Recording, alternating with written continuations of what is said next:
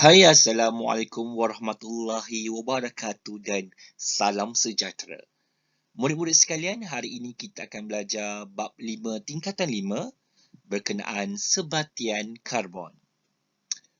Apa itu karbon? Karbon merupakan satu unsur bukan logam. Karbon adalah sangat unik kerana ia berupaya bergabung secara kimia dengan unsur-unsur yang lain untuk membentuk pelbagai sebatan karbon. Sebatan karbon mengandungi unsur karbon yang bergabung secara kimia dengan satu atau lebih unsur yang lain. Sebatan karbon boleh dikelaskan kepada dua jenis, iaitu sebatan karbon organik dan juga sebatan karbon tak organik. Murid-murid, apakah perbezaan dan juga persamaan antara sebatan karbon organik dan sebatan karbon tak organik? Dari segi persamaan, kedua-duanya mempunyai unsur karbon. Manakala perbezaan yang pertama ialah dari sumber sebatian. Sebatan karbon organik berasal daripada benda hidup. Contohnya haiwan dan juga tumbuhan. Manakala sebatan karbon tak organik, ia berasal daripada benda bukan hidup. Sebagai contoh bagi kedua-dua sebatan ini, sebatan karbon organik contohnya adalah karbohidrat, petroleum, arang batu dan juga sutera. Manakala contoh bagi sebatan bukan organik seperti karbon dioksida, karbon monoksida dan kalsium karbonat. Perbezaan yang seterusnya ialah kebolehan terbakar di dalam udara. Sebatan organik akan menghasilkan gas karbon dioksida, manakala sebatan bukan organik tidak akan menghasilkan gas karbon dioksida. Dari segi saiz molekul pula, sebatan karbon organik mempunyai molekul yang bersaiz lebih besar berbanding sebatan karbon tak organik. Dari segi ketelarutan dalam pelarut organik, sebatan karbon organik boleh melarut di dalam pelarut organik, manakala sebatan karbon tak organik tidak larut dalam sebatan pelarut organik. Seterusnya, kita akan sama-sama mempelajari berkenaan dengan kitar karbon. Kitar karbon menunjukkan bagaimana unsur karbon dikitar melalui pembentukan atau penguraian sebatan karbon dalam hidupan dan bahan organik di kawasan persekitaran melalui proses-proses seperti respirasi, pembakaran, penguraian dan juga fotosintesis. Tujuan kitar karbon adalah untuk mengekalkan kandungan karbon dioksida dalam udara dengan mengambil karbon dioksida daripada udara dan mengembalikan semula ke udara secara berterusan supaya komposisi karbon dioksida dapat dikekalkan. Secara ringkasnya, tumbuh-tumbuhan yang ada di muka bumi ini akan menyerap gas karbon dioksida yang terdapat di atmosfera melalui satu proses yang dipanggil sebagai fotosintesis. Fotosintesis merupakan proses di mana tumbuhan hijau menghasilkan makanannya dengan menggunakan gas karbon dioksida bagi menghasilkan sebatan organik seperti glukosa dan kanji. Kemudiannya tumbuhan ini akan dimakan oleh haiwan dan tumbuhan dan haiwan akan melakukan proses respirasi iaitu proses menggunakan oksigen dan bersama-sama menyingkirkan gas karbon dioksida. Gas karbon dioksida ini akan kembali ke atmosfera. Tumbuhan dan juga haiwan akan mati. Apabila mati, bakteria pengurai akan menjalankan tugasnya iaitu semasa proses penguraian, ia akan melakukan proses respirasi. Bakteria juga akan membebaskan gas karbon dioksida ke atmosfera. Selepas penguraian selesai, ia akan menukarkan sebatan organik menjadi bahan api fosil dengan syarat memerlukan masa beratus tahun, tekanan yang tinggi dan suhu yang tinggi di dalam kerak bumi dan akhirnya akan menghasilkan bahan api fosil. Bahan api fosil ini akan digunakan secara meluasnya semasa proses pembakaran, sama ada di dalam industri seperti kilang ataupun kenderaan.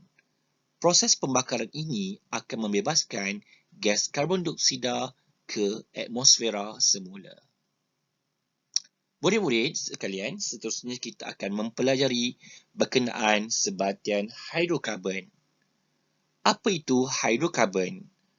Hidrokarbon terdiri pada dua perkataan yang digabungkan, iaitu hydro dari perkataan hidrogen dan juga karbon.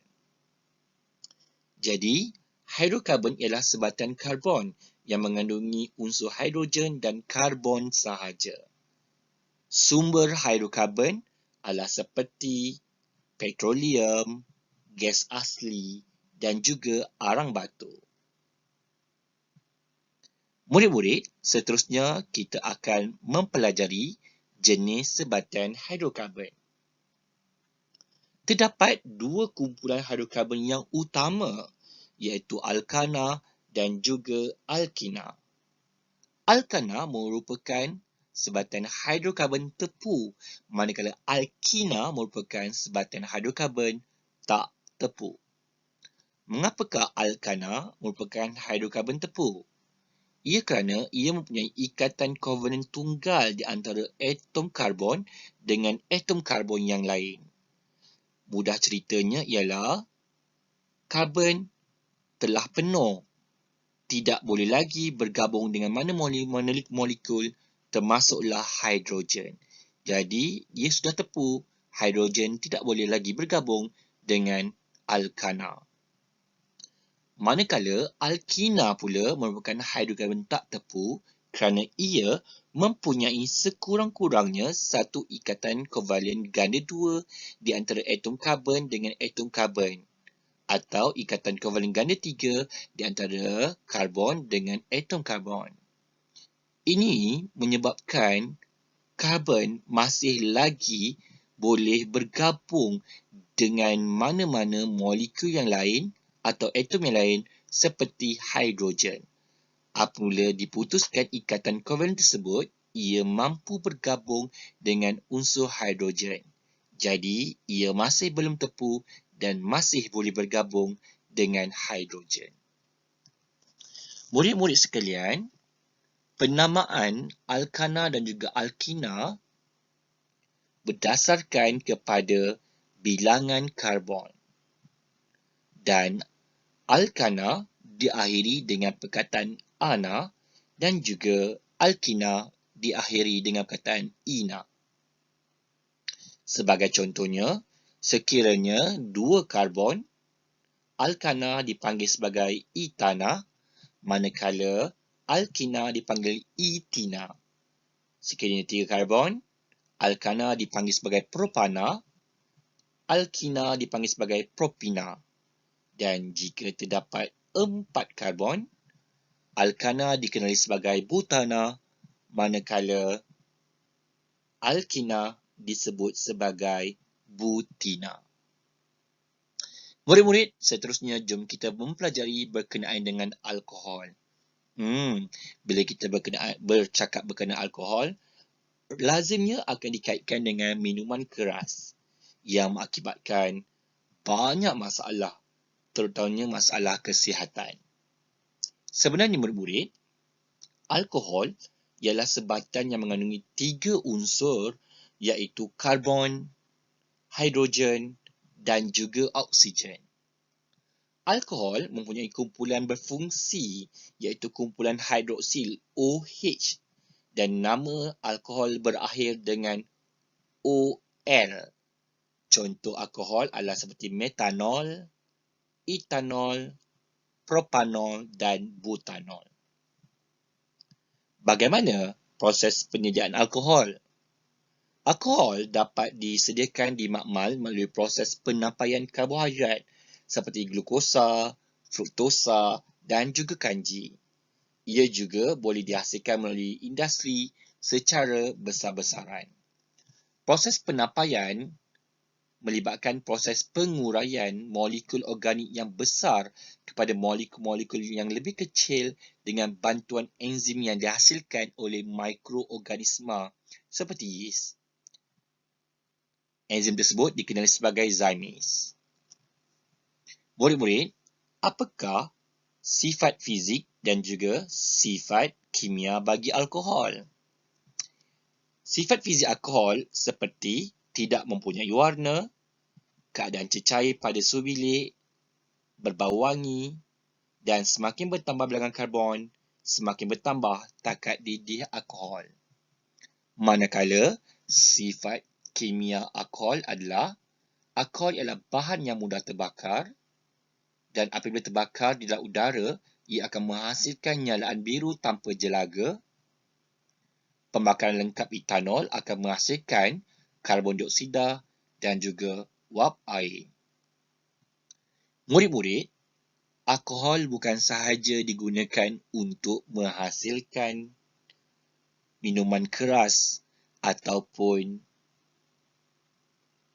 minyak wangi. Sebenarnya, ia digunakan secara meluas.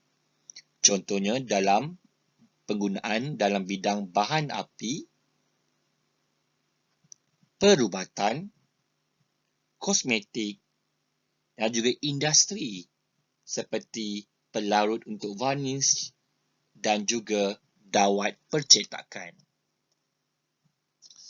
Murid-murid, seterusnya kita akan mempelajari berkenaan dengan lemak. Apa itu lemak? Lemak ialah sebatan karbon organik yang diperolehi daripada tumbuhan ataupun haiwan. Contoh-contoh lemak adalah seperti minyak masak, margarin, keju, mentega, minyak sapi dan juga santan. Unsur-unsur yang terdapat di dalam lemak adalah seperti karbon, hidrogen dan juga oksigen. Terdapat dua jenis lemak, iaitu lemak tepu dan juga lemak tak tepu. Apakah perbezaan antara lemak tepu dan juga lemak tak tepu? Yang pertamanya ialah dari segi sumbernya. Lemak tepu berasal daripada haiwan, manakala lemak tak tepu ia berasal daripada tumbuhan. Contohnya minyak kelapa sawit, minyak zaitun dan juga minyak jagung. Seterusnya, keadaan fizik pada suhu bilik. Lemak tepu ia wujud dalam bentuk pepejal, manakala lemak tak tepu wujud dalam bentuk cecair pada suhu bilik. Seterusnya, takat lebur bagi lemak tepu adalah lebih tinggi berbanding lemak tak tepu. Dan kandungan kolesterol bagi lemak tepu adalah lebih tinggi daripada lemak tak tepu.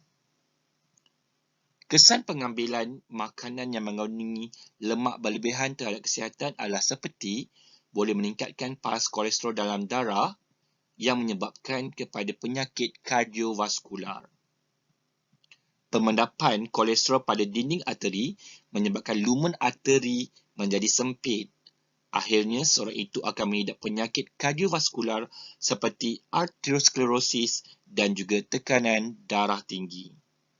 Selain itu, orang tersebut juga berkemungkinan terkena serangan penyakit jantung dan juga strok. Pengambilan lemak berlebihan juga boleh menyebabkan obesiti. Murid-murid, seterusnya kita akan mempelajari berkenaan dengan minyak sawit. Minyak sawit ia berasal daripada buah kelapa sawit. Buah kelapa sawit terdapat 3 struktur utama, iaitu mesokarp ataupun sabut, endokarp ataupun tempurung dan di bahagian dalamnya dikenali sebagai isi rong. Daripada 3 bahagian ini, mesokarp merupakan tempat di mana minyak sawit dihasilkan dalam kuantiti yang paling banyak. Manakala di bahagian isi rong pula akan menghasilkan minyak dengan kuantiti yang sedikit tetapi kualiti yang sangat baik. Murid-murid, buah kelapa sawit yang telah dipetik atau dituai di ladang kelapa sawit akan dibawa ke kilang untuk diproses untuk menghasilkan minyak kelapa sawit.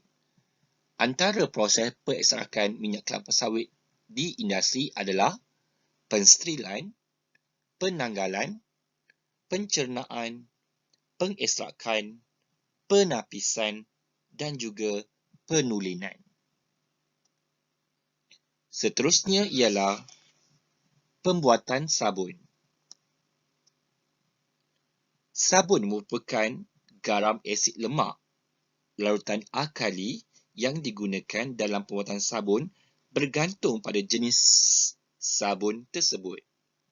Larutan alkali yang biasa digunakan pada sabun ialah natrium hidroksida NaOH dan alkali yang biasa digunakan untuk sabun cecair ialah kalium hidroksida KOH. Sabun disediakan dengan memanaskan lemak atau minyak dengan alkali melalui proses yang disebut sebagai saponifikasi. Proses saponifikasi ialah satu proses hidrolisis ester iaitu minyak ataupun lemak oleh alkali. Minyak tumbuhan yang biasa digunakan untuk pembuatan sabun ialah minyak sawit, minyak kelapa dan juga minyak zaitun. Struktur molekul sabun terdapat dua, iaitu kepala dan juga ekor. Di bahagian kepala dikenali sebagai hidrofilik, iaitu yang boleh larut di dalam air, manakala ekor dikenali sebagai hidrofobik yang larut dalam minyak ataupun grease. Disebabkan adanya hidrofilik dan juga hidrofobik, ia akan membantu penanggalan kotoran daripada pakaian semasa proses pembasuhan ataupun pencucian pakaian. Itu saja untuk sesi pembelajaran kita hari ini, bab 5 sebatan karbon. Sekian saja. Terima kasih. Bye.